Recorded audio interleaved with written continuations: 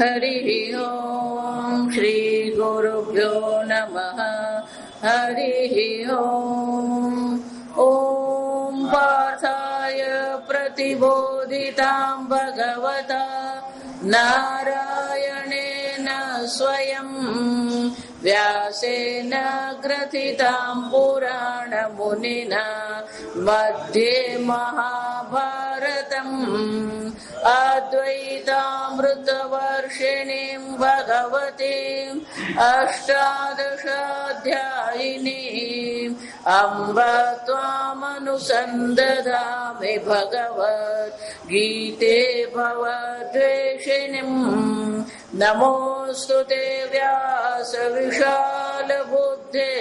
पुल्लारविन्दायतपात्रनेत्र येन त्वया भारततैलपूर्णः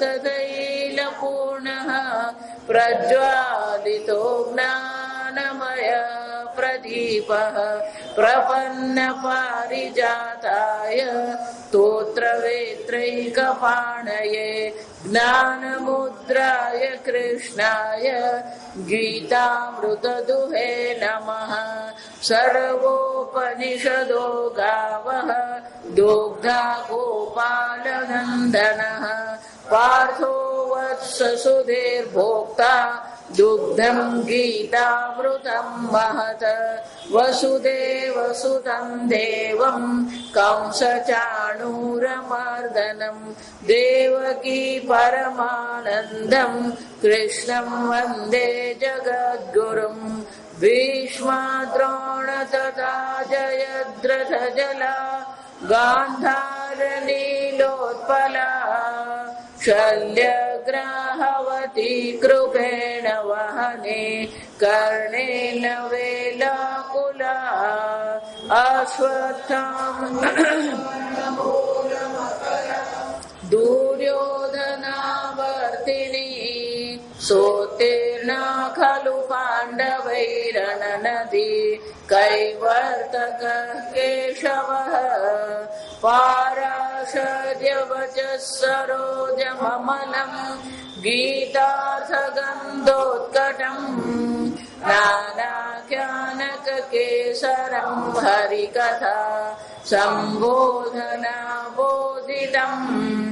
लोके सज्जन षट्पदैरहरः प्रीयमाणं मुदा भूयात् भारत पङ्कजं कलिमल प्रध्वंसिन श्रेयसे मूकं करोति वाचालं पङ्गुं लङ्घयते गिरिं यत्कृपातमहं वन्दे परमानन्दमाधवम् यं ब्रह्मा वरुणेन्द्ररुद्रमरुतः सुन्वन्ति दिव्यैस्तवैः वेदैः साङ्गपदक्रमोपनिषदैः गायन्ति यं सामगाः ध्यानावस्थिततद्गतेन मनसा पश्यन्ति यं योगिनः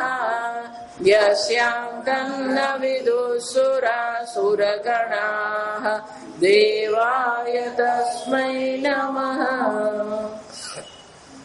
ॐ सहना भवतु सहनौ भुनक्तु सह वीर्यं करवावहै तेजस्विनावधीतमस्तु मा विद्विषावहै। ॐ शान्ति शान्ति शान्ति। 9મા અધ્યાયનું નામ છે રાજવિદ્યા રાજગુહ્ય યોગ. શંકરાચાર્યજી 9મા અધ્યાયની સંગતિ આપતા કે છે 7મા અધ્યાયમાં ભગવાનની વિભૂતિની ચર્ચા કરવામાં આવી. 8મા અધ્યાયમાં ભગવાનના વિભૂતિની સાથે સાથે ક્રમ મુક્તિની ચર્ચા કરી. કોની ગતિ થાય છે, કોની આ ગતિ થાય છે, કોનું પુનરાવર્તન થાય, કોનું પુનરાવર્તન થતું નથી. જો આ સમજ એટલે ક્રમ મુક્તિ એટલે કે અહીંયાથી બ્રહ્મલોકની પ્રાપ્તિ થાય અને બ્રહ્મલોકમાં જો બ્રહ્મ જ્ઞાન પ્રાપ્ત થયું તો એને મોક્ષની પ્રાપ્તિ થાય. આમ ક્રમથી એની મુક્તિ છે. એટલે મનમાં પ્રશ્ન આવે તો પછી અહીંયા અને અત્યારે મોક્ષ મળે કે ન મળે? આ બ્રહ્મ વિદ્યા જેને આપણે કહીએ છીએ એ બ્રહ્મલોકમાં જઈને જ પ્રાપ્ત થાય. મોક્ષ જેને આપણે કહીએ છીએ એ મોક્ષ પણ ત્યાં જઈને જ પ્રાપ્ત થઈ શકે. અને એટલે શંકરાચાર્યજી કે છે સદ્ય એટલે કે અહીંયા અત્યારે તત્કાળ અહીંયા અત્યારે આ જ લોકમાં પણ મોક્ષની શક્યતા છે. અને એટલા માટે જ ભગવાન આ 9મો અધ્યાય શરૂ કરે છે. અર્જુન પ્રશ્ન પૂછતો નથી, પણ ભગવાનને ખ્યાલ છે કે આ લોકમાં આ જન્મમાં જ મોક્ષ પ્રાપ્ત કરવા માટે શું કરવું જોઈએ. અને એટલા માટે ભગવાન એક 9મો અધ્યાય શરૂ કરે છે. અને ભગવાન સીધું જ કહે છે ઈદંતુ તે પ્રવક્ષ્યામિ, ઈદંતુ તે. હજી તો શરૂઆત કરી છે. અને શું કીધું? ઈદમ આ સર્વનામ કહેવામાં આવે. સર્વનામ ક્યારે વાપરવામાં આવે?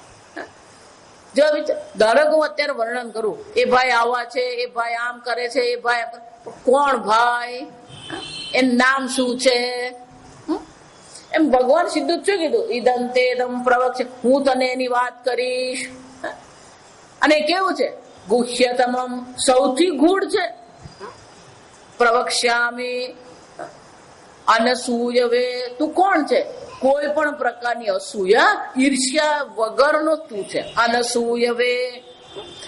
અને શું છે? જ્ઞાનમ વિજ્ઞાન સહિતમ, ફક્ત જ્ઞાન જ નહીં, જ્ઞાન એટલે શબ્દ રાશિનું જ્ઞાન છે. વિજ્ઞાનમ, વિજ્ઞાન એટલે કે આત્મ સ્વરૂપે બ્રહ્મને ઓળખી લીધો છે. જ્ઞાન અને વિજ્ઞાન સહિત યજ્ઞાત્વા મોક્ષ છે અશુભાત. પણ ભગવાન એને જાણીને મારે શું કરવું? જેને જાણીને આ અશુભ સંસારમાંથી તારી મુક્તિ થશે. આમ પહેલા શ્લોકમાં ભગવાને અનુબંધ ચતુષ્ટય દર્શાવ્યો. વિષય શું છે? જ્ઞાનમ વિજ્ઞાનમ, આ વિષય છે. અધિકારી કોણ છે? અનસૂયવે, કોઈ પણ પ્રકારના કોઈના પ્રત્યે પણ દ્વેષ ભાવ નથી, અસૂયા નથી. અસૂયા બે રીતે પ્રગટ. અસૂયા આપણે ઈર્ષ્યા કહીએ, ગુજરાતીમાં એને ઈર્ષ્યા કહેવામાં આવે. ઈર્ષ્યા બે રીતે પ્રગટ થાય. જા વિચાર. ગુણેશુ દોષ દર્શનમ, કોઈના ગુણ છે પણ એ ગુણમાં પણ પેલો શું જોતો હોય? દોષ જોઈ છે. કોઈને પણ આપણે ધારો કે પણ વાત કરીએ ને પ્રસંગ, એને 5 લાખનું દાન કર્યું, મને ખબર છે કોણ છે, ક્યાંથી લાવ્યો, જા. અને શું કહેવાય? તું 5 રૂપિયા છોડતો નથી. જા સમજ, તું 5 રૂપિયા છોડે નહીં, પણ જેને 5 લાખ છોડ્યા એને શું કરે છે? દોષ દર્શનમ. ગુણેશુ દોષ દર્શનમ, ઈર્ષ્યા કહેવાય. ઈર્ષ્યાનો બીજો એક બહુ મજાની વાત છે, અન્ય ગુણ અસહિષ્ણુત્વમ, કોઈના સારા ગુણ હોય એ સહન કરી શકે નહીં. અને એને કારણે શું થાય? સંતાપ જાયમાન સંતાપ, એના હૃદયમાં શું થાય? સંતાપ ઉત્પન્ન થાય. કોઈ આગળ નીકળી જાય, કોઈના ગુણ વધી જાય, તો એ શું છે? સહન ન કરી શકે, અસહિષ્ણુત્વ. પણ અર્જુન કોણ છે? અનસૂયવે, કોઈ પ્રકારની પણ અસૂયા રહિત આ અર્જુન છે. એનો શું થાય? આ જ્ઞાન વિજ્ઞાન સહિત આ જ્ઞાન છે, એને પ્રાપ્ત કરવા માટે અધિકારી કોણ છે? જેના મનમાં કોઈ ઈર્ષ્યાની ભાવના નથી, સ્પર્ધાની ભાવના નથી. અચ્છા, ઓકે. પ્રયોજન શું છે આ જ્ઞાનનું? યજ્ઞાત્વા મોક્ષ છે અશુભાત. મોક્ષ આ જ્ઞાનનું શું છે? પ્રયોજન છે. પણ તે સંબંધ શું છે? જે અનસૂય છે એને જ બ્રહ્મ જ્ઞાન થઈ શકે, અને બ્રહ્મ જ્ઞાન દ્વારા જ મોક્ષ પ્રાપ્તિ થાય. જો આ સમજો, જ્ઞાત્વા મોક્ષ છે. સંસ્કૃતમાં એક વિશેષતા છે. એને સ્નાન કર્યું, એને નાસ્તો કર્યો અને નોકરીએ ગયો. આખું લાંબુ વાક્ય, જો વિચાર. પણ સંસ્કૃતમાં કેવું હોય તો 3 જ શબ્દ કહેવાના: સ્નાત્વા ભુક્ત્વા ગચ્છતિ. સ્નાત્વા, સ્નાન કરીને, ભુક્ત્વા, નાસ્તો કરીને, ગચ્છતિ, જાય છે. એમાં એ ભગવાન શું કહે છે? તો આ પ્રત્યે જેને લાગ્યો હોય એ ક્રિયા પહેલા હોય. સ્નાત્વા ભુક્ત્વા ગચ્છતિ, તો પહેલી ક્રિયા કઈ છે? સ્નાત્વા. બીજી ક્રિયા કઈ છે? ભુક્ત્વા. ત્રીજી ક્રિયા કઈ છે? ગચ્છતિ. એમ અહીંયા પણ ભગવાન શું કહે છે? જ્ઞાત્વા મોક્ષસે. તો પહેલું કયું છે? જ્ઞાત્વા. જ્ઞાનથી એને મોક્ષની પ્રાપ્તિ થશે. આમ સંબંધ શું છે? જ્ઞાનથી મોક્ષ એ સંબંધ છે. પણ કે આ જ્ઞાન કેવું છે? રાજવિદ્યા રાજગુહ્યમ. સર્વ વિદ્યાઓમાં શ્રેષ્ઠ વિદ્યા જો હોય તો આ પરા વિદ્યા છે, બ્રહ્મ વિદ્યા છે. અને કેવી છે? રાજગુહ્યમ. જો બધી વિસ્તારથી આપણે ચર્ચા કરી ગયા છે. સૌથી ગુહ્ય છે. જો પહેલા શ્લોકમાં પણ ગુહ્યતમમ, શાસ્ત્રમાં તો એવું લખ્યું છે, અપૃષ્ટવા ન વદેત. જ્યાં સુધી પેલો બ્રહ્મ વિદ્યાની માંગણી કરે નહીં ત્યાં સુધી એને ક્યારે આ બ્રહ્મ વિદ્યાનો ઉપદેશ કરવો જોઈએ નહીં. ઉદ્દાલક પણ છાંદોગ્ય ઉપનિષદમાં જોયું, પુત્રને 12 વર્ષ સાથે રાખ્યો, પછી 12 વર્ષ ગુરુકુળમાં મોકલ્યો, એ પાછો આવ્યો, જોયું અહંકારી છે, એને પોતાના જ્ઞાનનું શું થઈ ગયું? અહંકાર. એના વ્યવહારમાં, એના હલન ચલનમાં, એની ચાલમાં પણ શું દેખાતું હતું? આ અહંકાર દેખાતો. અને પુત્રના અહંકારને તોડવા માટે પિતાજી એને પૂછ્યું કે તારા ગુરુજી પાસે તું આ વિદ્યા શીખી આવ્યો કે નહીં? જા વિચાર. તો કે કઈ વિદ્યા? યસ્મિન વિજ્ઞાતે સર્વમ વિજ્ઞાતમ ભવતી. જેને જાણવાથી સર્વનું જ્ઞાન થઈ જાય. જો આ જ વસ્તુ 7મા અધ્યાયમાં જોઈ ગયા. યદ જ્ઞાત્વા ભૂયઃ અન્યઃ જ્ઞાતવ્યમ ન અવશિષ્યતે. જેને જાણ્યા પછી બીજું કઈ જાણવાનું બાકી રહેતું નથી. મુંડક ઉપનિષદમાં જોઈ ગયા, કસ્મિન્નું ભગવો વિજ્ઞાતે સર્વમ વિજ્ઞાતમ ભવતી. એટલે પેલો અભિમાની, જો વિચાર, નીચું તો બતાવવાનું નહીં. એટલે શું કે મન નથી લાગતું કે મારા ગુરુજીને આવી વિદ્યા કઈ આવડતી હોય. કેમ? હું તો એમનો શ્રેષ્ઠ શિષ્ય છું. આ બીજું. ત્રીજું શું છે? હું શ્રેષ્ઠ શિષ્ય છું, એમને આવડતું હોત તો મને અવશ્ય ઉપદેશ કર્યો હોત. પણ તે માગ્યું નહીં, એટલે ગુરુજીએ શું કર્યો? ઉપદેશ નહીં. પેલા પિતાજી એવું દ્રઢતાથી કીધું, પછી દ્રષ્ટાંત આપ્યું કે એક મૃત જ્ઞાને, એક માટીના જ્ઞાનથી સર્વ માટીના વાસણોનું જ્ઞાન થઈ જાય, એક સોનાના જ્ઞાનથી સર્વ સોનાના ઘરેણાનું જ્ઞાન થઈ જાય. એટલે એને પિતાજીને પૂછ્યું, તો એ શું છે? પૂછ્યું ને એટલે કીધું, જો આ સમજવા. તો એવું કોઈક વસ્તુ છે કે એકને જાણવાથી આ સંપૂર્ણ બ્રહ્માંડનું મને જ્ઞાન થઈ જાય? પિતાજી કે છે ને, સદૈવ સૌમ્ય ઇદમગ્ર આસીત. હા, ગુહ્ય છે આ જ્ઞાન. કેવું છે? ગુહ્ય છે, ગૂઢ છે, ગહન છે. એટલું જ નહીં, રાજગુહ્યમ. સર્વ ગૂઢ જ્ઞાનમાં આ શ્રેષ્ઠ જ્ઞાન છે. પવિત્રમ. સર્વમાં પાવન કરનાર કયું છે? આ એક જ. નહીં જ્ઞાને સદૃશમ પવિત્રમિહ વિદ્યતે. આ જ્ઞાન સમાન પાવન કરનાર બીજું કોઈ સાધન છે જ નહીં. ઉત્તમમ, શ્રેષ્ઠ છે. પણ આટલું ગૂઢ છે, શ્રેષ્ઠ વિદ્યા છે, પાવન કરનારી છે, ઉત્તમ છે, તો જાણવાનું તો અઘરું જ પડે. પ્રત્યક્ષ અવગમમ, કે તું પોતે જ છે. પ્રત્યક્ષ નો અર્થ શું થાય? પોતે જ છે. આત્માને જ બ્રહ્મ સ્વરૂપ ઓળખવાનો છે. અને એટલા માટે આ કેવું છે? સરળ છે. સુસુખમ કર્તુમ અવ્યયમ. સરળતાથી જાણી શકાય એવું આ જ્ઞાન છે. જો અઘરું નથી. અઘરું ક્યાં છે? આપણા અંતઃકરણનું નિર્માણ કરવું અઘરું છે. બહિર્મુખતામાંથી અંતર્મુખ બનવું અઘરું છે. આ સમજો. એક વાર અંતર્મુખ એટલે અંદર ને બહાર નહીં કરવાનું. પૂજ્ય સ્વામીજી એટલા માટે હંમેશા આ મજાક ઉડાવતા. બને ને એટલું આ અંતર્મુખ ને બહિર્મુખ શબ્દ સ્વામીજી વાપરતા નથી. કેમ? પેલો બહુ વાતો કરતો હોય ને એટલે પછી લોકો શું કે આ તો બહુ બહિર્મુખ છે. પણ એ જ હોશિયાર હોય. જો આ સમજ, એને બધા પાણીના સૂત્ર યાદે રહી જતા હોય, ભગવદ્ ગીતા એને આખી યાદ હોય. અને પેલો ચૂપચાપ બેઠો હોય ને, અંતર્મુખ દેખાતો હોય, એને કઈ પલ્લે પડતું નહીં હોય. જો આ વિચાર, અંતર્મુખ બહિર્મુખ એટલે તમારું વ્યક્તિત્વ નથી. તમારી રુચિ ક્યાં છે? તમારું મન ક્યાં છે? બાહ્ય વિષયોમાં તમારું મન ભટકી રહ્યું છે તો એ બહિર્મુખ છે. જે મનને ઈશ્વરમાં, ભક્તિમાં, જ્ઞાનમાં, કર્મયોગમાં રુચિ છે એ મન કેવું છે? અંતર્મુખ છે. જો વિચાર. અને એટલે અહીંયા કે છે આ તો પ્રત્યક્ષ છે, સુસુખમ સરળતાથી પ્રાપ્ત થાય એવું છે, એટલું જ નહીં. સામાન્ય રીતે આપણે કઈ વસ્તુ છુપાવીએ? જો આ સમજ છે. ભગવાન અહીંયા એક એક શબ્દ બહુ સરસ વાપરે કે કઈ વસ્તુ આપણે છુપાવીએ. કઈ ખોટું કરેલું ને તો છુપાવીએ. પણ તો પછી આ કઈ ખોટું છે? ધર્મ્યમ, ધર્મ અનપેતમ, એ ધર્મથી વિરુદ્ધ નથી. બધું આવશે કઠોપનિષદ. ધર્મથી વિરુદ્ધ નથી, પણ જે ધર્મનિષ્ઠ છે એને આ સરળતાથી જ્ઞાન થઈ શકે છે. આમ ભગવાન આ બ્રહ્મ વિદ્યાનું શું કરે છે? સ્તુતિ કરે છે. ત્યાં સ્તુતિ શાના માટે કરી? કે સ્તુતિ કરીએ તો આપણા મનમાં એના પ્રત્યે રુચિ થાય. પણ આ જ્ઞાન જે છે એ બાહ્ય જ્ઞાન જેવું નથી, ગૂઢ છે, અઘરું પણ છે. શા માટે?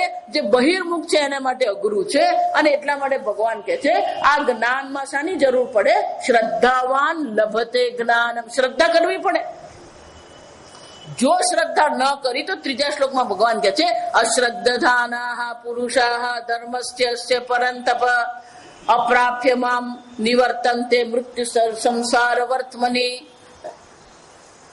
જે મનુષ્યને આ બ્રહ્મ વિદ્યા પર, જો સમજો, ભગવાન પર શ્રદ્ધા ને, અહીંયા ભગવાન જે શ્રદ્ધાની વાત કરે છે એ પણ મંદિરમાં જઈને પ્રસાદ લેવાની શ્રદ્ધાની વાત નથી. અહીંયા આ સમજો, અહીંયા શ્રદ્ધા કોના પર છે? આ બ્રહ્મ વિદ્યા પર આપણને શ્રદ્ધા હોય.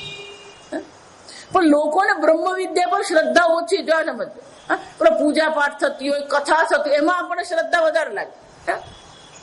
પણ બ્રહ્મ વિદ્યાનું હું શ્રવણ કરું, જો જ્યાં સુધી આ શ્રદ્ધા દ્રઢ નહીં થાય ત્યાં સુધી આ શાસ્ત્ર શ્રવણમાં નિષ્ઠા નહીં થાય. ભગવાન એટલા માટે આ કહી રહ્યા છે અશ્રદ્ધાનાઃ, એટલે કે જેને આ શાસ્ત્ર પ્રમાણમાં શ્રદ્ધા જ નથી. માતાજી સાંભળીને શું થવાનું? પણ તું સાંભળતો ખરો. આજે એક બેન મને, હું આવી માતાજી તમારા પ્રવચન પણ બહુ અઘરું લાગ્યું. જાસ ગુણાકાર ભાગાકાર પણ જયારે પહેલી વાર ભણ્યા ત્યારે કેવા લાગેલા? સરળ લાગેલા. ઘડિયા શીખેલા ત્યારે સરળ લાગેલા. પહેલી વાર જયારે આપણે ભૂગોળ શીખ્યા હોય ત્યારે આપણા મનમાં પેલો નકશો ગોઠવવામાં પણ આપણને શું લાગે? તરત નહીં ગોઠવાય. જો વિચાર, કોઈ પણ જ્ઞાન હોય પ્રારંભમાં તો શું થવાનું છે? એ અઘરું લાગે જ છે. મેં કીધું તમારા માટે બધા શબ્દો નવા હોય, આ પ્રક્રિયા નવી છે, એટલે રોજ સાંભળશો તો પછી શું થવાનું? આ સમજો. અને એટલે ભગવાન બહુ સરસ કહી રહ્યા છે અશ્રદ્ધાનાઃ પુરુષાઃ ધર્મસ્ય પરંતપ અપ્રાપ્ય મામ. પણ ભગવાન આ જ્ઞાન નહીં મેળવું ચાલે કે નહીં? ઓપ્શન શું કહેવાય? પરીક્ષા આપવા જાય ને, પરીક્ષામાં શું કરવામાં આવે? 5 માંથી 3 ના જવાબ આપો, 3 માંથી 1 પર નિબંધ લખો. એમાં બ્રહ્મ જ્ઞાનમાં કઈ ઓપ્શન ખરું કે નહીં? ભગવાન કે કોઈ ઓપ્શન છે જ નહીં. અંગ્રેજીમાં સ્વામી એટલે કે ચોઇસલેસ ચોઇસ છે, વિકલ્પ રહિત વિકલ્પ છે. કેમ? જો આ બ્રહ્મ જ્ઞાન પ્રાપ્ત નહીં કર્યું, મને જો પ્રાપ્ત ન કર્યો તો હાલત શું થવાની? પાછો આ સંસારના ચક્રમાં અવશ્ય પડવાનો છે. આ મૃત્યુ સંસાર જે છે એના ચક્કરમાં એ પાછો નિવર્તન તે પાછો પડવાનો છે. પણ કે ભગવાન તમે રાજવિદ્યા કીધી, એ રાજવિદ્યા શું છે? તમારું સ્વરૂપ શું છે? એટલે 2 શ્લોકમાં ભગવાન, 3 શ્લોકમાં ભગવાન સમજાવે છે મયા તતમિદમ સર્વમ જગદ અવ્યક્ત મૂર્તિના. 4, 5 અને 6 શ્લોકમાં ભગવાન સમજાવે છે કે અર્જુન, આ સંપૂર્ણ જગતમાં હું વ્યાપ્ત છું. જો દેશમાં વ્યાપ્ત છે તો કાળમાં ભગવાન કોણ છે? નિત્ય છે. જો કાળમાં નિત્ય છે, દેશમાં વ્યાપ્ત છે, તો અત્યારે અહીંયા કોણ છે? અત્યારે અહીંયા જો ભગવાન છે તો એને પ્રાપ્ત કરવાના નથી. શું કરવાનું? જ્ઞાતવ્ય. અપ્રાપ્તશ્ચેત પ્રાપ્તવ્યમ, પ્રાપ્તશ્ચેત જ્ઞાતવ્યમ. પ્રાપ્ત જ છે. અને એટલે ભગવાન કે છે આ સંપૂર્ણ જગતમાં હું વ્યાપ્ત છું, પણ મુશ્કેલી આટલી જ છે અવ્યક્ત મૂર્તિના. પણ મારું સ્વરૂપ કેવું છે? અવ્યક્ત છે. વ્યક્ત એટલે કે જેને ઇન્દ્રિયોથી ગ્રહણ કરીએ એને વ્યક્ત કહેવામાં આવે. જેને ઇન્દ્રિયોથી ગ્રહણ ન કરી શકાય એને શું કહેવામાં આવે? અવ્યક્ત કહેવામાં. અને એટલા માટે અર્જુન આંખ કાન નાકથી તું મને શોધવાનો પ્રયત્ન કરે તો હું મળી શકું એમ છે જ નહીં. તો ભગવાન આ જગત શું છે? મત્સ્થાની સર્વભૂતાની, આ સર્વભૂતો અર્જુન, આ સર્વભૂતોનું અસ્તિત્વ મારા કારણે છે એટલું જ નહીં. નચાહમ તેષુ અવસ્થિત, આ બધા મારામાં છે પણ એમનામાં હું નથી. માટીમાં ઘડો છે પણ ઘડામાં માટી નથી. જો આ સમજવા જેવી વસ્તુ, માટીમાં ઘડો છે એનો શું થયો? ઘડાનો આધાર કોણ છે? માટી છે. ઘડામાં માટી છે, ઘડો માટીનો આધાર છે. માટી ઘડાનો આધાર છે, ઘડો માટીનો આધાર નથી. એ જ રીતે આ સંપૂર્ણ જગતમાં હું વ્યાપ્ત છું એમ જયારે કહેવામાં આવે તો જગતમાં હું છું એમ જો કહેવામાં આવે તો પછી આ જગત તમારો આધાર છે કે નહીં? જા વિચાર. આ જગતમાં હું વ્યાપ્ત છું એમ કહેવામાં આવે, મત્સ્થાની સર્વભૂતાની, આ સર્વભૂતો મારામાં છે, હું એમનામાં નથી. નચાહમ તેષુ અવસ્થિત, એ સર્વનું અસ્તિત્વ મારામાં છે, મારું અસ્તિત્વ એમને કારણે નથી. તો ભગવાન આ સંપૂર્ણ વિશ્વ તમે બની ગયા પણ આ જગત તો જડ છે, વિકારી છે, દુઃખાત્મક છે. તો આ જગતમાં તમે વ્યાપ્ત છો તો પછી આ જગતમાં તમે વ્યાપ્ત રહીને ભગવાન તમે કેવા બની ગયા? અનિત્ય બની ગયા, જડ બની ગયા, વિકારી બની ગયા. ભગવાન કે જો આને જ કહેવાય ફેરવી તોડેલું. ના ચમત્સ્થાની, કોઈ ભૂત મારામાં અર્જુન છે જ. આ બધા મારામાં છે પણ કોઈ મારામાં નથી. નચ મત્સ્થાની ભૂતાની પશ્ચમે યોગમ, આ મારી માયા તું અર્જુન જો, કોઈ વસ્તુ મારામાં નથી અને છતાં બધું મારામાં શું થઈ રહ્યું છે? દેખાઈ રહ્યું છે. અમારું શું છે? યોગ ઐશ્વર્ય, અમારું ઐશ્વર્ય છે અર્જુન. અમારી માયાની ચાલ છે કે બધું મારામાં તને દેખાઈ રહ્યું છે પણ ખરેખર આમાંની કોઈ વસ્તુ છે જ નહીં. જેમ એક વાર ઘડાનું જ્ઞાન, અરે એક વાર માટીનું જ્ઞાન થયું પછી ઘડો છે કે નથી? આપણો ઘડો માટી સરળ, જો આ સમજ. એક વાર ઘડાનું માટીનું જ્ઞાન થઈ ગયું, ઘડો માટી છે પણ ત્યાં ઘડો છે? આંખથી ઘડો છે પણ બાકીની 4 ઇન્દ્રિય તમને ઘડો બતાવે છે? આપણી પાસે 4 ઇન્દ્રિય છે. શબ્દ, સ્પર્શ, રૂપ, રસ અને ગંધ. રૂપની દ્રષ્ટિએ પેલો ઘડો છે, શબ્દની દ્રષ્ટિએ ઘડો છે. પેલો ટકોરા મારે ને, ઘડો લેવા જાય ત્યારે શું કરવામાં આવે? તો ટકોરા મારે. જો સાંભળજો, તો જયારે ટકોરા મારવામાં આવ્યા ત્યારે અવાજ માટીનો છે કે ઘડાનો છે? માટીનો. કેમ? ધાતુનો ઘડો હોય તો અવાજ શું થવાનો? શબ્દ જુદો હોવાનો. અવાજ પરથી જ ખબર પડે આ માટીનો છે. તો પછી અવાજ ઘડાનો કે માટીનો? માટી. સ્પર્શ જયારે કરવામાં આવે તો સ્પર્શ માટીનો છે કે ઘડાનો છે? માટી. રૂપ ગળ આપણે કહીએ ઘડાનું, બાકીના બે જાસમ. રસ ચાખીએ તો શું છે? ઘડો ચાખ્યો, માટી ચાખી. પહેલી વાર પાણી ભરીએ અને જે સુગંધ આવી એ માટીની સુગંધ કે ઘડાની સુગંધ? તો તમારી 4 ઇન્દ્રિય એમ કે છે આ માટી છે, પેલી એક ઇન્દ્રિય તમને એમ કે છે આ ઘડો છે. આ લોકશાહી ચાલે, બહુમતીથી ચાલવાનું. જોયું? તમારી 4 ઇન્દ્રિય તો તમને એમ જ કે છે ઘડા નામની કોઈ વસ્તુ જ નથી. જે છે એ શું છે? માટી છે. મૃત્તિકે તેવ સત્યમ. અને વજન કરીએ તો અને એટલે ભગવાન શું કહે છે? નચમસ્થાની ભૂતાની, કોઈ વસ્તુ અર્જુન મારામાં છે જ નહીં. તો કે પણ આ ઘડો એમ શબ્દ તમે વાપર્યો ને, વાચારંભણમ વિકારો નામધેયમ. તમારી વાણીમાં ઘડો શબ્દ છે, બહાર શોધવા જાવ તો ઘડો મળે? માટી મળે. જો આ વિચાર. એમ ભલે તમે આ જગત એમ કહો છો અને ભલે મેં તને કીધું કે આ જગતમાં અવ્યક્ત સ્વરૂપે હું છું, પણ ખરેખર જગત શોધવા જાય તો હું મળું પણ જગત મળે નહીં. આપણી મુશ્કેલી અત્યારે એ છે કે શોધવા જઈએ તો જગત મળે પણ ભગવાન નથી મળતો. જશે એટલે ભગવાન કે છે આજ મારું ઐશ્વર્ય છે, યોગ ઐશ્વર્યમ, કે પૂરો જગતને જુએ છે પણ ઈશ્વરને સમજી શકતો નથી. એટલું જ નહીં અર્જુન, આ સંપૂર્ણ જગત જે છે, ભૂત ભૃન્ન ચ ભૂતસ્થ મમાત્મા ભૂત ભાવન, આ સર્વભૂતોની મારામાંથી, આ ભૂત એટલે અહીંયા ભૂત પ્રેત નહીં કરવાનું, જો આ સમજ, સર્વભૂતોની ઉત્પત્તિ મારામાંથી થઈ, સર્વભૂતોનું પાલન પણ હું જ કરું છું, અને સર્વભૂતોનો લય પણ ક્યાં થાય છે? મારામાં થાય. ભૂત ભૃન્ન ચ ભૂતસ્થ. ભગવાન આ તમારામાં છે કેવી રીતે ખબર પડે? યથાકાશ સ્થિત નિત્યમ વાયુ સર્વત્ર ગો મહાન તથા સર્વાણી ભૂતાની મસ્થાની ઇતિ ઉપધારય.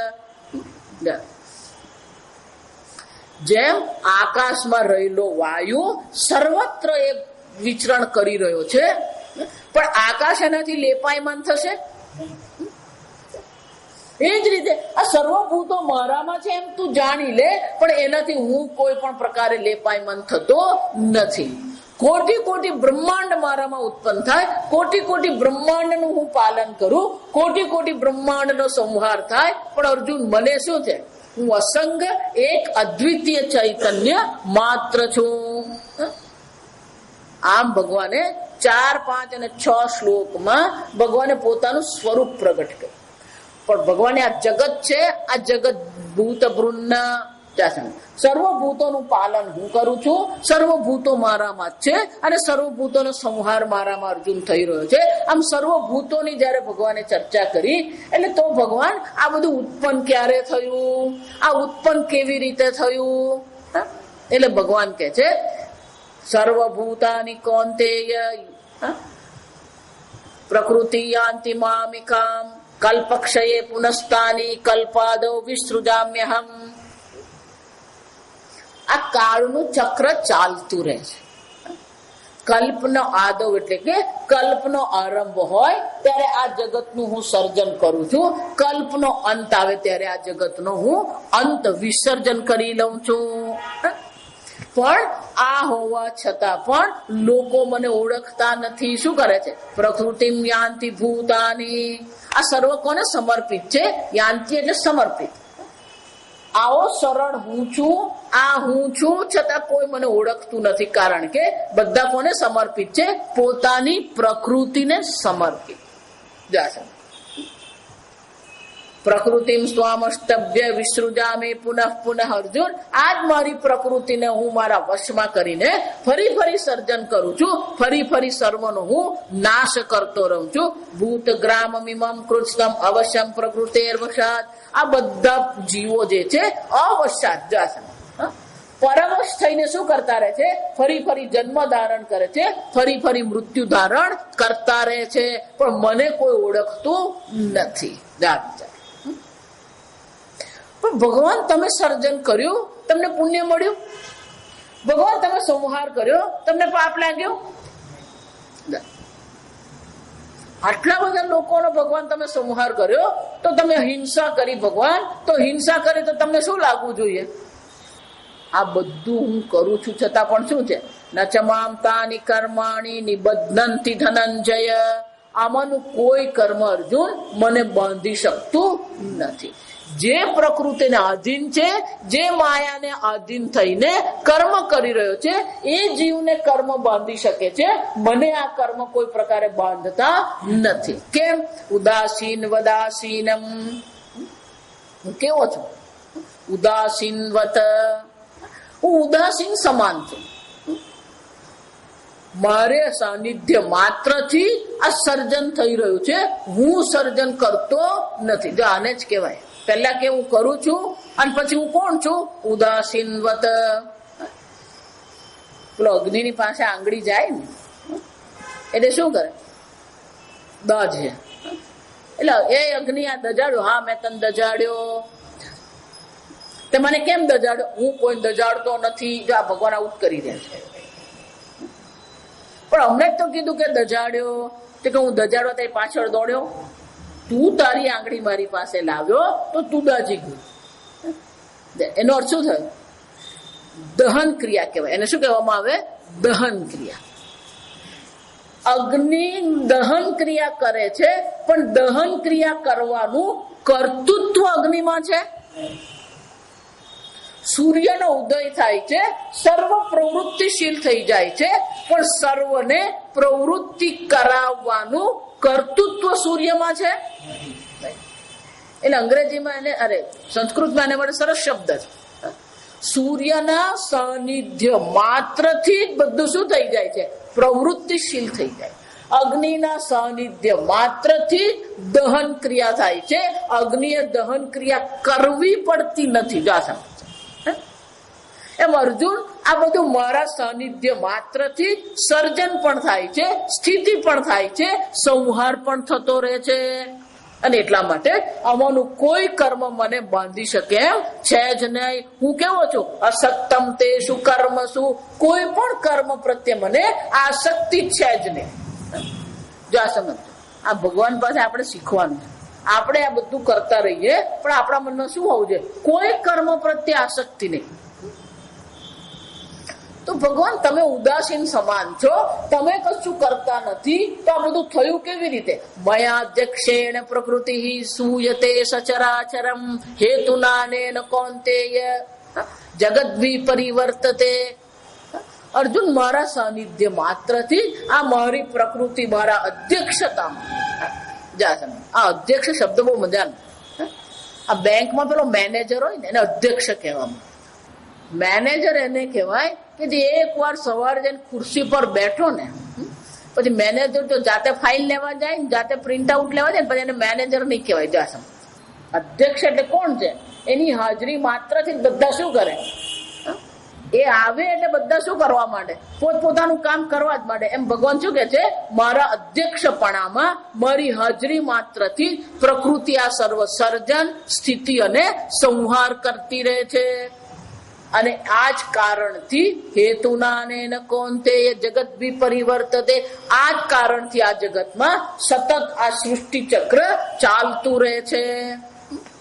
પણ ભગવાન, આવું જો હોય, તમે આવા છો, અશક્ત છો, અસંગ છો, તમારા કારણે જ આ બધું થઈ રહ્યું છે, તો લોકો તમને જાણતા કેમ નથી?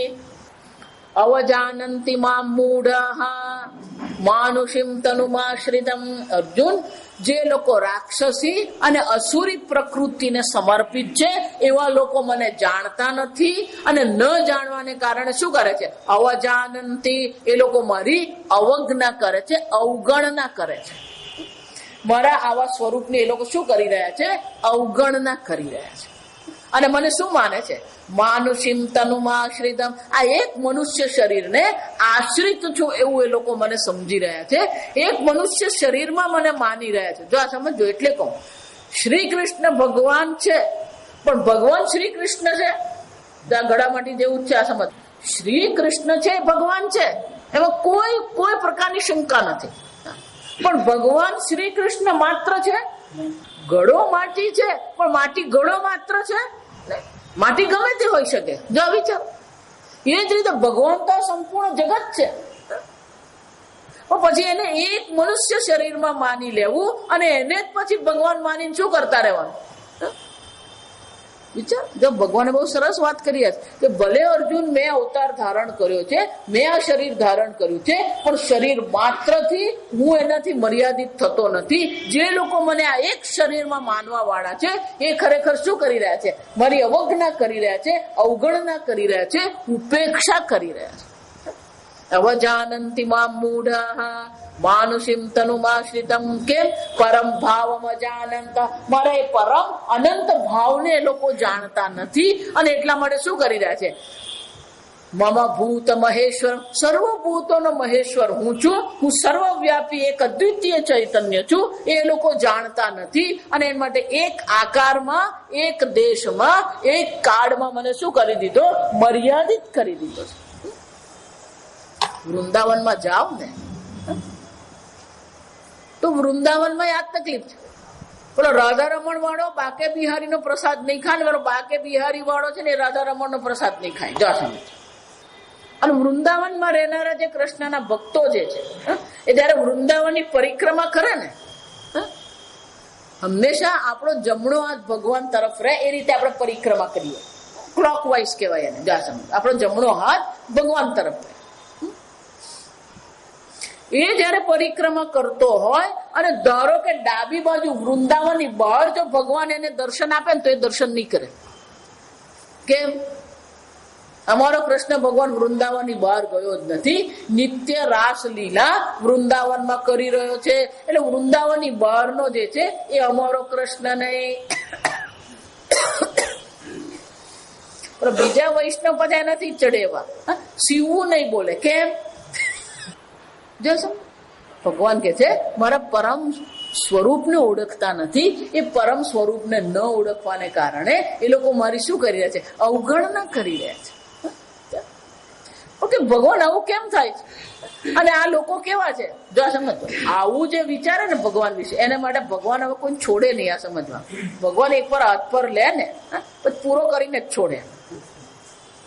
કે આવું વિચારવા વાળો છે, આવું વિચારીને આવું વર્તન કરવા વાળો છે કોણ છે? મોગાશાહ મોગ કર્માણ મોગ જ્ઞાન વિચેતસાહ રાક્ષસીમ આસુરીમ મામ્પા ચૈવ પ્રકૃતિ મોહિનમ શ્રિતાહ.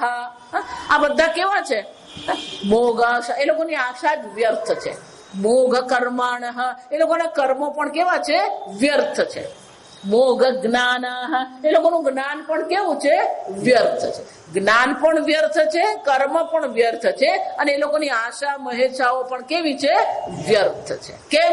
વિચેતસઃ, વિપરીત છે બુદ્ધિ. એ લોકોની બુદ્ધિ કેવી છે? વિપરીત બુદ્ધિ છે. સર્વવ્યાપી પરમાત્માને એક દેશ એક આકારમાં મર્યાદિત કરીને બેઠા છે. એટલે બધા કેવા છે? વિપરીત બુદ્ધિ વાળા છે. પણ ભગવાન આવું વિપરીત બુદ્ધિ વાળા કેમ બની ગયા? કારણ કે એ કઈ આ પ્રકૃતિને સમર્પિત છે? રાક્ષસીમ આસુરીમ બુદ્ધિ આ પ્રકૃતિ. રાક્ષસી પ્રકૃતિ એટલે કે જે વગર કારણે હિંસા કરવા વાળા છે. આસુરી એટલે કે અત્યંત ભોગ પ્રધાન છે. જો અત્યારે તમે 90-95% જુઓ, લોકો તો બધા કેવા છે? આસુરી જ છે. આ સમજો. ભલે સુટેડ બુટેડ હોય, ભલે મહેલમાં રહેતો હોય, પણ એની પ્રકૃતિ તો કેવી છે? આસુરી છે. અસુહુ પ્રાણ, પ્રાણનો માટે એક શબ્દ છે અસુ. આ શબ્દ ત્યાં ભગવાન બીજા અધ્યાયમાં વાપરે. ગતાસુન ગતાસુંશ્ચ. ગત અસુન, જેના પ્રાણ નીકળી ગયા છે. અગતાસુન એટલે કે જેના પ્રાણ હજી નીકળ્યા નથી. અસુન. અસુસુ રમંતે ઇતિ અસુરાહ. જે ઇન્દ્રિયોના ભોગમાં જ રમણ કરનારા જે છે એને શું કહેવામાં આવે? અસુર કહેવામાં આવે. સંપૂર્ણ જગત અસુર પદ છે. આ સમજો. કારણ કે કોણ કેટલો ભોગ કરે ને એમાં જ મજા છે. લગ્નમાં જઈને આવે ને તો એ ચર્ચા શાની કરે? માતાજી ઊંધિયું બહુ સરસ હતું, પેલો બ્રાહ્મણ કેટલા મંત્ર બોલ્યો, એમ કઈ ને એ બોલી ગયો, માતાજી થઈ ગયું. આપણને હું એને લાગે વળ્યું. એટલે ભગવાન કે છે જે આસુરી અને રાક્ષસી પ્રકૃતિને સમર્પિત થયા છે, એટલું જ નહીં, આ પ્રકૃતિ પાછી કેવી છે? મોહિની. સર્વને કેવી છે? મોહિત કરનારી. મોહિત કરનારી એટલે કે જે છે એ બતાવતી નથી, અને જે નથી એ શું કરે છે? પ્રગટ કરતી રહે છે. આમ જે લોકો આસુરી અને રાક્ષસી પ્રકૃતિને સમર્પિત છે, એમની સર્વ આશાઓ, એમના સર્વ કર્મ અને એમના સર્વ જ્ઞાન કેવા છે? વ્યર્થ છે. ભગવાન બધા જ આવા છે કે નહીં? મહાત્મા નસ્તુ મામ પાર્થ દૈવીમ પ્રકૃતિમાં આશ્રિતા. અહીંયા ખાલી 2 શ્લોકમાં ભગવાન આ ચર્ચા કરે છે. આ જ 2 શ્લોકનો વિસ્તાર 16મા અધ્યાયમાં કરશે. દૈવી આસુરી સંપદ વિભાગ યોગ. પણ અર્જુન જે મહાત્મા છે, જો આ મહાત્મા શબ્દોનો અર્થ સમજવાનો. મહાન આત્મા હૃદયમ યસ્ય સહ મહાત્મા. જેનું હૃદય વિશાળ છે,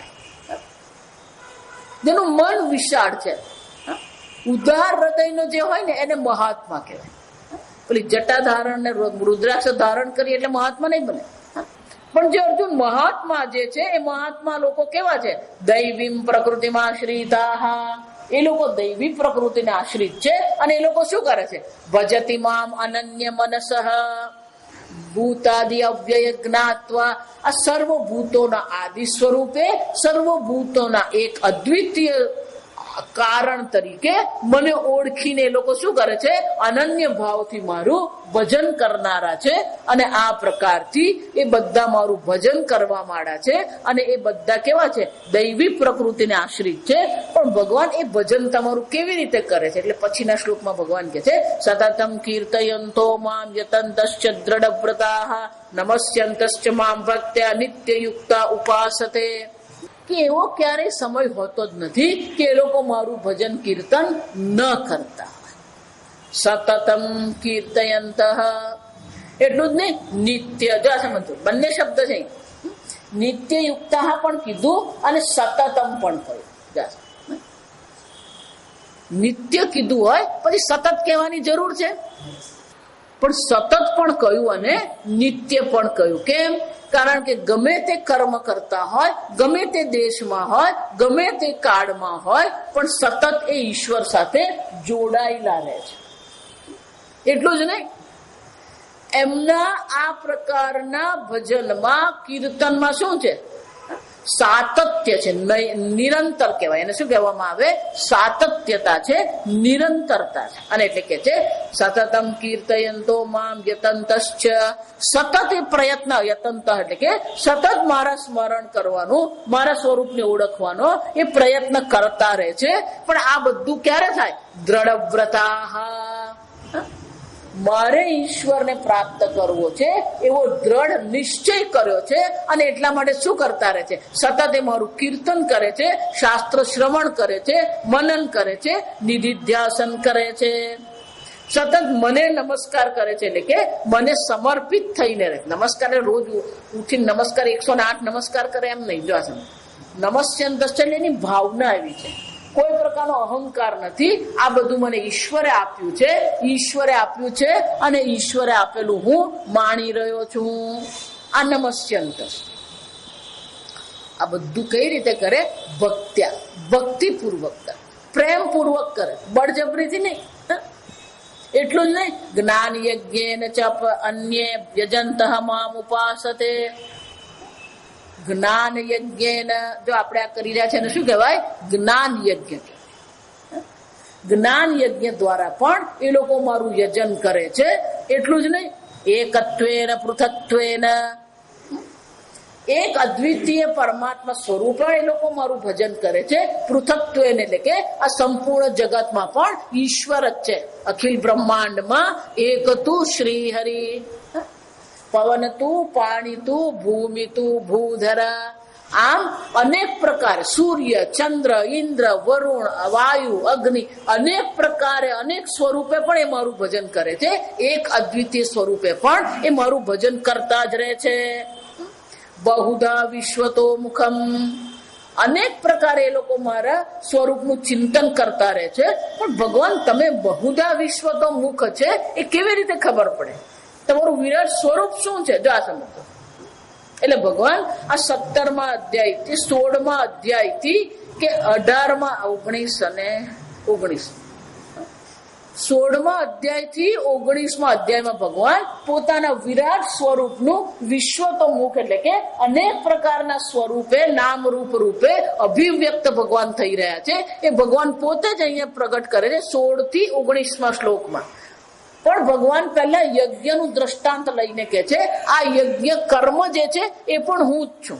યજ્ઞનો કર્તા પણ હું જ છું. અહમ ક્રતુ, યજ્ઞ હું જ છું. જો સમજો, અહમ ક્રતુ, અહમ યજ્ઞ. આ યજ્ઞ પણ હું જ છું, ક્રતુ પણ હું જ છું. સ્વદાહમ અહમ ઔષધિમ, જે આહુતિ આપવામાં આવે છે એ સ્વધા જે છે એ આહુતિ પણ હું જ છું. આહુતિનું દ્રવ્ય જે ઔષધિ છે અર્જુન, એ પણ હું જ છું. આહુતિ આપવા માટે જે મંત્ર બોલવામાં આવે છે એ મંત્રોહમ, અહમેવ આજ્યમ. આ યજ્ઞમાં જે ઘીનો ઉપયોગ કરવામાં આવી રહ્યો છે એ ઘી પણ કોણ છે? હું જ છું. અહમ અગ્નિ, જે અગ્નિમાં આહુતિ આપવામાં આવી રહી છે એ અગ્નિ પણ હું જ છું. અને જે આહુતિ આપીએ પણ હું જ છું. જો વિચાર, એનો શું થયો? કર્તા પણ ભગવાન છે, કર્મ પણ ભગવાન છે. કોઈ પણ ક્રિયા કરવામાં આવે એ ક્રિયામાં જેટલા કારકો છે, કર્તા પણ ભગવાન છે, કર્મ પણ ભગવાન છે, કરણ સાધન પણ ભગવાન છે, જેની આહુતિ આપીએ દ્રવ્ય પણ ભગવાન છે, જે પ્રયોજનથી આપ્યું એ પ્રયોજન પણ ભગવાન જ છે. એટલું જ નહીં હતું, પિતાહમસ્ય જગત માતા ધાતા પિતામહ. આ જગતનો માતા અને પિતા હું છું. જો એટલે કહું, અન્ય સંસ્કૃતિ શું કહે છે? Father without mother. પેલી માં હોય ને તો આ બાપ બને. જો આ સમજો, પેલો માં વગરનો જ બાપ બની ગયો. માતા પણ હું જ છું, પિતા પણ હું જ છું, દાદા પિતામહ પણ હું જ છું, ધાતા સર્વને ધારણ કરનારો, સર્વનું પાલન પોષણ કરનારો પણ હું જ છું. એટલું જ નહીં, વેદ્યમ પવિત્રમ ઓમકાર. આ વેદમાં જાણવા યોગ્ય કઈ હોય તો એ પણ હું જ છું. અને કોણ છે? પવિત્ર ઓમકાર. વૃક્ષામય યજુરેવ ચ. આ વેદ પણ હું જ છું અને વેદમાં જાણવા યોગ્ય પણ હું જ છું. અને મને જાણવો હોય તો ઓમકાર એ મારું નામ છે. પ્રણવ તસ્ય વાચક. આ પ્રણવ હું છું અને એ પ્રણવ દ્વારા સંન્યાસીઓ મારી ઉપાસના કરે છે. એટલું જ નહીં, આ સંપૂર્ણ જગતનું સંચાલન પણ અર્જુન હું જ કરું છું. એટલે કે છે ગતિર ભરતા પ્રભુ સાક્ષી નિવાસ શરણમ સુહૃત. આ જગતની ગતિ પણ હું, એટલે કે લક્ષ્ય પણ હું જ છું, એનું ભરણ પોષણ કરનાર પણ હું જ છું, એનો પ્રભુ એટલે કે શું છે? એનો સર્વનું નિયંત્રણ કરનાર પણ હું છું, સર્વનો સાક્ષી પણ હું જ છું, નિવાસ જેમાં સર્વનો વાસ છે એ અધિષ્ઠાન પણ હું જ છું, સર્વનું શરણમ આશ્રય પણ હું જ છું, અને સર્વનો મિત્ર પણ હું જ છું. આ બધું ક્યાંથી? પ્રભવ પ્રલય. સર્વની ઉત્પત્તિ પણ હું જ છું, સર્વનો નાશ પણ હું જ છું, સ્થાનમ સર્વની સ્થિતિ પણ હું જ છું, નિધાનમ બીજમ અવ્યયમ. અવ્યય બીજ જેમાંથી આ જગતની ઉત્પત્તિ થઈ એ પણ અર્જુન હું જ છું. ભગવાન આ બધું તમે છો, પણ કરવા વાળો તો હું ને. નહીં તપામી અહમ વર્ષમ નિગૃહનામી ઉત્સૃજામી ચ. આ જગતમાં જેટલું થઈ રહ્યું છે આ સર્વને તપાવનારો સૂર્ય પણ હું જ છું, આ વરસાદને પકડી રાખનારો પણ હું જ છું, એ વરસાદ પાડનારો પણ હું જ છું. અમૃતમ ચૈવ મૃત્યુ. મૃત્યુ પણ હું જ છું, અમૃત પણ હું જ છું, સત પણ હું જ છું, અસત પણ હું જ છું, વ્યક્ત પણ હું જ છું, અવ્યક્ત પણ હું જ છું. અર્જુન, આમ ભગવાને પોતાનું વ્યક્ત સ્વરૂપ પ્રગટ કર્યું, વિરાટ રૂપ પ્રગટ કર્યું. પણ જે લોકો આ વિરાટ પરમાત્મા જે છે, એક અદ્વિતીય પરમાત્મા જે છે, એ પરમાત્માના સ્વરૂપને ઓળખતા નથી, એ બધા કેવા છે? કર્મને સમર્પિત છે. અને એટલે ભગવાન કહે છે આ મારું સ્વરૂપ હોવા છતાં પણ વેદમાં જાણવા યોગ્ય પણ હું જ છું. છતાં પણ લોકોને મારામાં કોઈ રુચિ જ નથી. એ લોકોની રુચિ ક્યાં છે?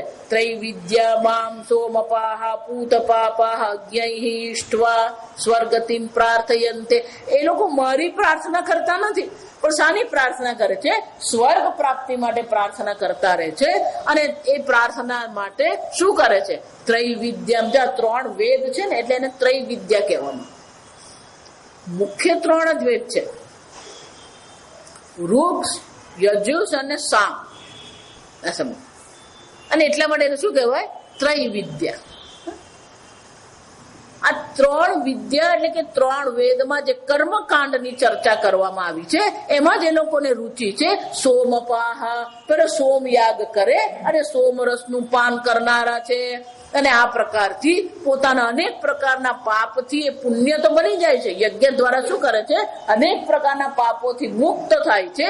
પણ એ પાપોથી મુક્ત થઈને પાપોથી મુક્ત થયા, પુણ્યથી મુક્ત થયા નથી. અને પુણ્યને કારણે એ લોકોને શું થશે? સ્વર્ગતિમ પ્રાર્થયન્તે તે તમ પુણ્યમાસાદ્ય સુરેન્દ્ર લોકમ અશ્નંતિ દિવ્યાન દિવિદેવ ભોગાન.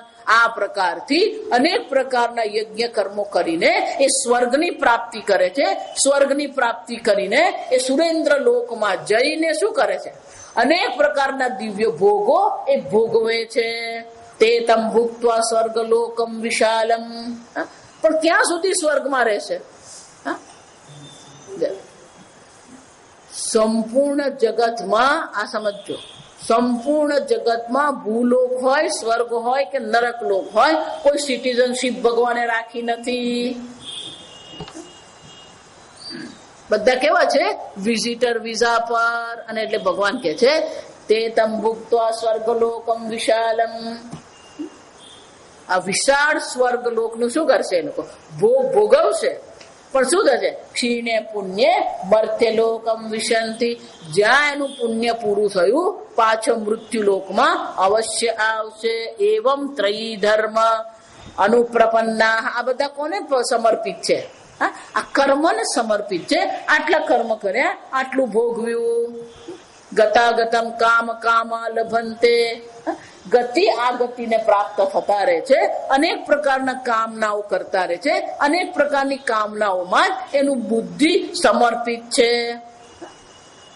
પણ અર્જુન, એવા પણ લોકો છે જેને આ કર્મમાં, આવી સ્વર્ગ ગતિમાં કોઈ રુચિ નથી, દિવ્ય ભોગમાં પણ એમને રુચિ નથી. એટલે ભગવાન એક શ્લોકમાં કહે છે અનન્યાસ ચિંતયંતો મામ યે જનાઃ પર્યુપાસતે તેષામ નિત્ય અભિયુક્તાનામ યોગક્ષેમં વહામિ અહમ. આ બધા કોને સમર્પિત છે? વેદ અને કર્મને સમર્પિત છે, ઈશ્વરને સમર્પિત નથી. પણ અર્જુન, એવા પણ કેટલાક લોકો છે જે દૈવી સંપત્તિને આશ્રિત જે છે એ બધા મારે આશ્રિત રહીને રહે છે અને એ બધા મારું ભજન કરતા રહે છે. અનન્ય ભાવથી એ લોકો મારું ભજન પૂજન કરતા રહે છે. આવી રીતે નિત્ય અભિયુક્ત, નિત્ય સારી રીતે મારી સાથે સતત જોડાયેલા રહે છે અને એમના યોગ અને ક્ષેમનું વહન હું કરતો રહું. અહીંયા ફક્ત યોગ અને ક્ષેમ ભૌતિક નથી લેવાના, સમજજો. અપ્રાપ્ત છે પ્રાપ્તિ યોગ. જે મારી પાસે નથી એ હું પ્રાપ્ત કરું એને યોગ કહેવામાં આવે. પ્રાપ્તસ્ય રક્ષણમ ક્ષેમ. જે મારી પાસે છે એનું રક્ષણ કરવું એને શું કહેવામાં આવે? ક્ષેમ કહેવામાં. પણ અહીંયા ભગવાન જે કહે છે ને, ભૌતિક ની વાત નથી કરતા, સમજજો. કારણ કે ભૌતિક તો આપણને પ્રારબ્ધ પ્રમાણે મળવાનું. ભારતના લોકોની માનસિકતા એવી છે, હું ગમે એટલો હોર્ન મારે, પેલો આગળ વાળાને એની આગળ જગ્યા હોય જ નહીં, ખસવાનો ક્યાંથી જશે? નોન થિંકિંગ કહેવાય. જો સમજો, એ બેઠેલો હોય પેલી 8 લાખની ગાડીમાં, પણ બુદ્ધિથી વિચાર જ નહીં કરતો.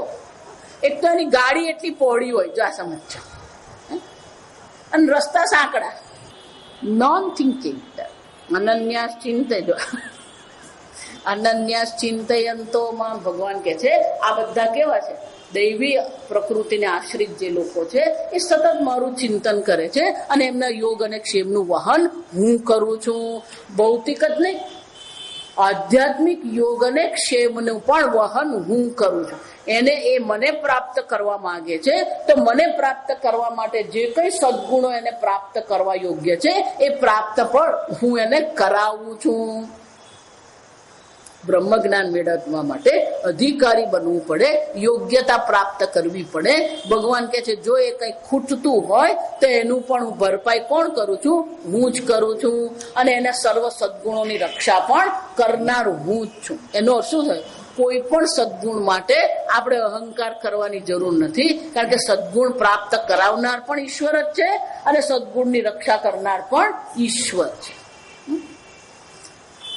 પણ બધાને આ બાબતમાં રુચિ થતી નથી અને એટલા માટે આ 23મા શ્લોકથી જો આ સમજો, 25મા શ્લોકમાં ભગવાન કહે છે આવો એક અદ્વિતીય પરમાત્મા જે છે એ પરમાત્માનું બધા પૂજન કરતા નથી, પણ કોનું કરે છે?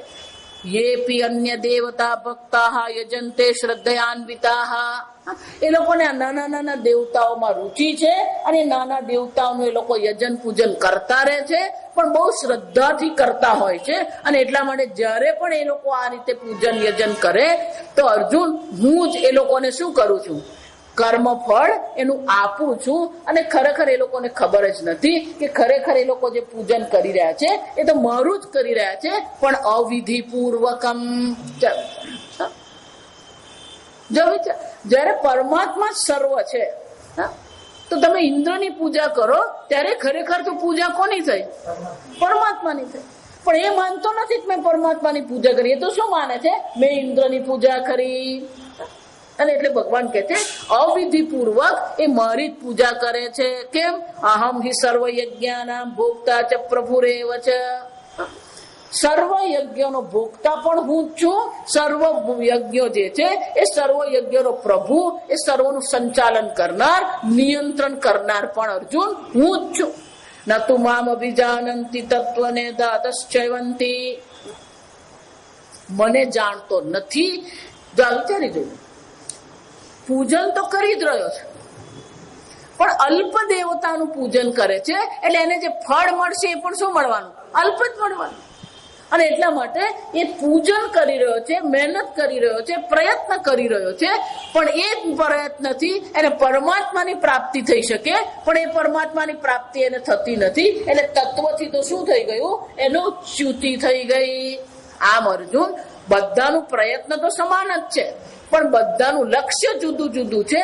એટલે જેવું તમારું લક્ષ્ય હશે, જેવું લક્ષ્ય એવું જ તમને પ્રાપ્ત થાય. અને એટલે ભગવાન એક જ શ્લોકમાં કહે છે યાંતિ દેવવ્રતાઃ દેવાન. જે દેવતાઓનું પૂજન કરે છે એને દેવલોકની પ્રાપ્તિ થાય છે. જે પિતૃઓનું પૂજન કરે છે એને પિતૃલોકની પ્રાપ્તિ થાય છે.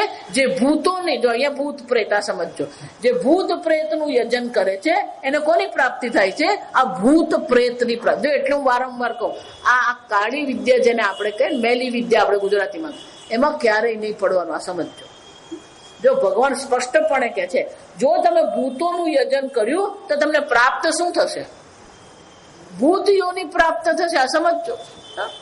અહીંયા ભલે તમને બધું ઘણું મળી જશે, ક્યારેય આ ખટપટમાં નહીં પડવાનું. આ સમજો.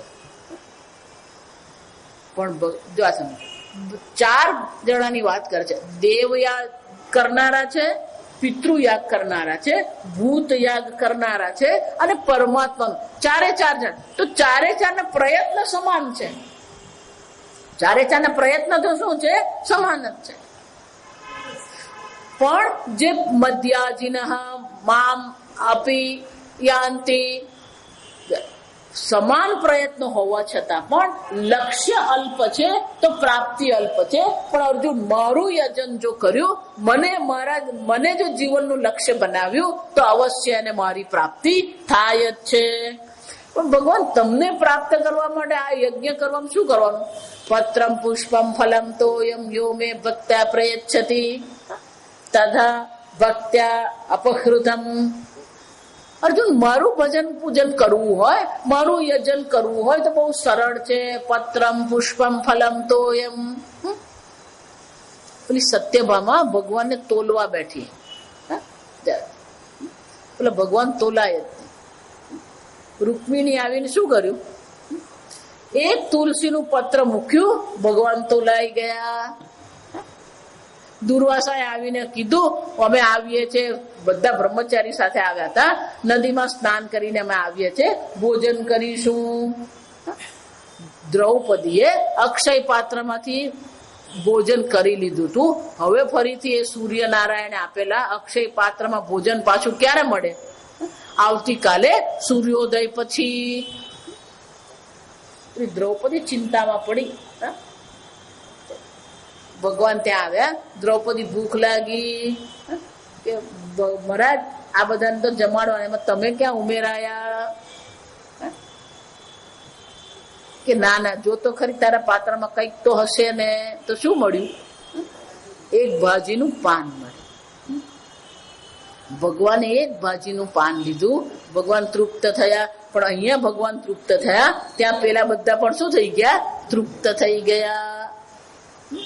પત્રમ પુષ્પમ, પેલા ગજેન્દ્રએ ભગવાનને એક પુષ્પ ચડાવ્યું અને એનો મોક્ષ થયો. ફલમ,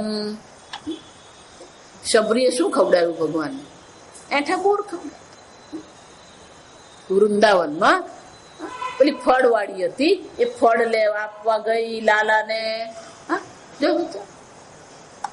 આપણે આપીએ ને બહુ તુચ્છ છે ભગવાનની દ્રષ્ટિએ, પણ પ્રેમથી આપીએ તો ભગવાન શું કરે? બધું સ્વીકાર છે.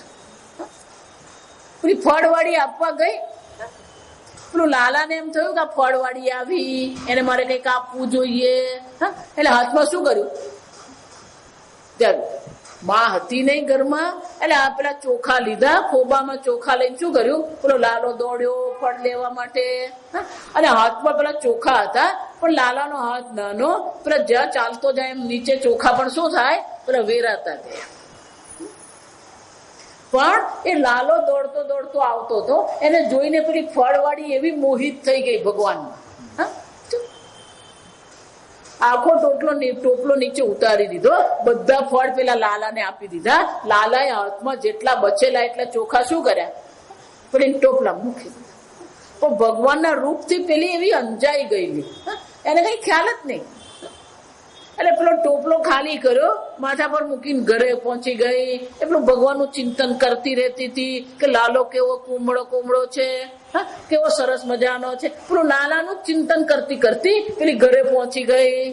ઘરે જઈને પેલો ટોપલો ઉતાર્યો ત્યારે જોયું તો ત્યાં શું હતું, ચોખાને બદલે પેલા રત્ન અને મોતી હતા.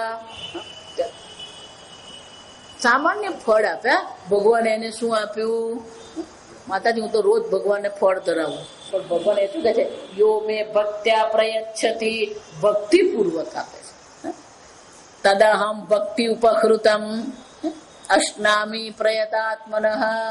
આ પ્રકારથી જે પ્રયત્ન કરનારો જે છે એને જે પણ કઈ મને આપે છે હું પ્રેમથી એને સ્વીકારું છું.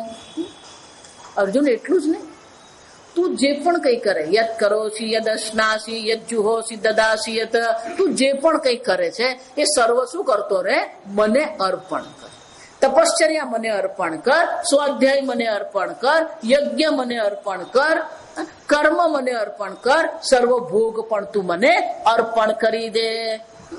અને અર્જુન પ્રેમથી જે મને આપવામાં આવે એ બધું હું શું કરું છું, સ્વીકારી લઉં છું. આ પ્રકારથી જે મને સર્વ અર્પણ કરે છે, શુભાશુભ ફલૈરેવ મોક્ષસે કર્મ બંધનૈ, એને હું શું કરું છું, આ કર્મના બંધનમાંથી મુક્ત કરી દઉં. સંન્યાસ યોગ યુક્તાત્મા વિમુક્તો મામ ઉપેશ્યસે. અર્જુન આ પ્રકારથી જીવતા જીવત જે કોણ છે, વિમોક્ષ છે, એનો મોક્ષ થઈ જાય. જે મને સમર્પિત છે, જે સર્વ મને સમર્પિત કરનારો છે, એને અવશ્ય મોક્ષની પ્રાપ્તિ થાય છે. અહીંયા ને અત્યારે જેને મોક્ષની પ્રાપ્તિ થઈ જાય છે, આમે જીવન મુક્ત બને છે. ભગવાન તમે તો બધાને સરખું જ કરવા આવો કેમ પક્ષપાત છે? સમોહમ સર્વભૂતેષુ, સર્વભૂતામાં તો એક સમાન રૂપે જ છું અર્જુન. નમ દ્વેષ્યોસ્તિ ન પ્રિય, કોઈ મારો દ્વેષ્ય પણ નથી, કોઈને હું દ્વેષ કરતો નથી, કોઈને હું પ્રેમ કરતો નથી. યે ભજન્તિ તુ મામ ભક્ત્યા, જે ભક્તિપૂર્વક મારું ભજન કરે છે અવશ્ય હું એનું કલ્યાણ કરું છું. પણ અર્જુન મારી ભક્તિ કરનાર જે છે એમાં કોઈ અધિકારીત્વની આવશ્યકતા નથી. અપી ચેત સુદુરાચાર ભજતે મામ અનન્ય ભાગ ક્ષિપ્રમ ભવતિ સાધુરેવ સમંતવ્ય સમ્યક વ્યવસ્થિત સહ. આ છેલ્લા શ્લોકોમાં ભગવાન 33મા શ્લોક સુધી ભગવાન એમની ભક્તિનો મહિમા બતાવે છે કે ગમે એવો દુરાચારી પણ જો સમ્યક વ્યવસ્થિત હોય, એક વાર એને દ્રઢ વ્રત થઈ ગયો, સમ્યક એટલે કે સારી રીતે એને નિશ્ચય કરી લીધો, અને જો એ પણ મારા ભક્તિ માર્ગ પર ચાલવા માંડશે તો અવશ્ય એનું પણ હું કલ્યાણ કરું છું. અને એ કોણ છે? સાધુરેવ સમંતવ્ય. એ હવે દુરાચારી રહેતો નથી, હવે કોણ બની ગયો? એ પણ સાધુ છે. એટલું જ નહીં અર્જુન, ક્ષિપ્રમ ભવતિ ધર્માત્મા શાશ્વત શાંતિમ નિગચ્છતિ. જો આ શ્લોક આપણે જોયા, એક વાર જે ભગવાનને સમર્પિત છે, સમ્યક નિશ્ચય કરી લીધો, ઈશ્વરથી ઓછું મને કઈ જોઈતું નથી, તો એને શું થાય છે? શાશ્વત શાંતિની પ્રાપ્તિ અર્જુન એને અવશ્ય થાય છે. અને તત્કાળે કોણ બને છે? ધર્માત્મા. આગળ દુરાચારી હતો પણ હવે સર્વ અધર્મનો એને ત્યાગ કરી દીધો છે. હવે કોને સમર્પિત છે? ધર્મને સમર્પિત છે. આ પ્રકારથી મામ હિ પાર્થ વ્યપાશ્રિત્ય યે સ્યુઃ પાપયોનઃ સ્ત્રીઃ વૈશ્યાઃ તથા શૂદ્રાઃ.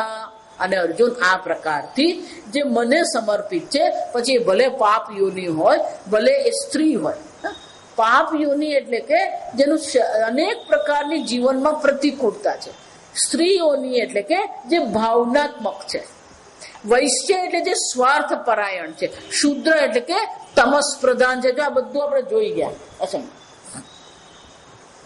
તામસિકતા છે, સ્વાર્થપરાયણતા છે, ભાવનાત્મક છે કે પાપ યોની છે, કોઈ પણ હોય, પણ જો એ સંપૂર્ણપણે મને સમર્પિત થઈને જો એ મારું ભજન કરે છે તો એને પણ મારી પ્રાપ્તિ અર્જુન અવશ્ય થાય છે. અને જો આ લોકોને મારી પ્રાપ્તિ થતી હોય, એમની જો પરમ ગતિ થતી હોય, કિમ પુનર્બ્રાહ્મણા રાજર્ષય તથા, તો પછી આ બ્રાહ્મણો અને ક્ષત્રિયોનું તો અર્જુન પૂછવું જ શું છે, એ લોકોને તો અવશ્ય આની પ્રાપ્તિ થાય છે. અને એટલા માટે અર્જુન સીધો નિયમ આટલો જ છે, અનિત્યમ અસુખમ લોકમ ઇમમ પ્રાપ્ય મામ ભજસ્વ. અર્જુન, અનિત્ય આ જગત અનિત્ય છે, આ શરીર અનિત્ય છે, આ જગતમાં સુખ નામની વસ્તુ નથી. અને છતાં પણ આ જગતને, આ મનુષ્ય યોનિને પ્રાપ્ત કરીને તું જો મારું ભજન કરીશ તો અવશ્ય તને મારી પ્રાપ્તિ થશે. ભલે શરીર અનિત્ય છે, ભલે શરીર વિકારી છે, પણ અનિત્ય વિકારી શરીરમાં જ રહીને નિત્ય નિર્વિકારી પરમાત્માની આપણે પ્રાપ્તિ અવશ્ય કરી શકીએ છીએ. પણ ભગવાન તમારું ભજન કેમ કરવું, એટલે છેલ્લા શ્લોકમાં સંક્ષેપમાં ભગવાન કહી દે છે, મન મના ભવ મદ ભક્ત મામ મધ્યાજી મામ નમસ્કુરુ. અર્જુન, તારું મન, તારો પ્રેમ મારામાં લગાવી દે, તારી ભાવના મારામાં લગાવી દે. મદભક્ત, તારો પ્રેમ મને આપી દે, તારી બુદ્ધિ મને સમર્પિત કરી દે. મધ્યાજી, યજ્ઞ કરે તો પણ મારા માટે તું યજ્ઞ કર, નમસ્કાર કરે તો તું મને નમસ્કાર કર. મામ એવ એષ્યસી, આ પ્રકારથી તને અવશ્ય મારી પ્રાપ્તિ થશે. કેમ? યુક્ત્વા એવમ આત્માનમ, આ પ્રકારથી તે તારું સંપૂર્ણ વ્યક્તિત્વ મને સમર્પિત કરી દીધું છે, મારામાં જોડી દીધું છે, અને મારા પરાયણ છે. જે મારા પરાયણ છે એને મારી પ્રાપ્તિ અવશ્ય થાય છે, એમાં કોઈ શંકાને સ્થાન નથી. આમ ભગવાને 34 શ્લોકોમાં બહુ જ સુંદર રીતે આપણને સમજાવ્યું કે આપણી જીવન શૈલી કેવી હોવી જોઈએ, અને એવી જીવન શૈલીમાં ઈશ્વરની પ્રાપ્તિ આપણે કેવી રીતે કરી શકીએ.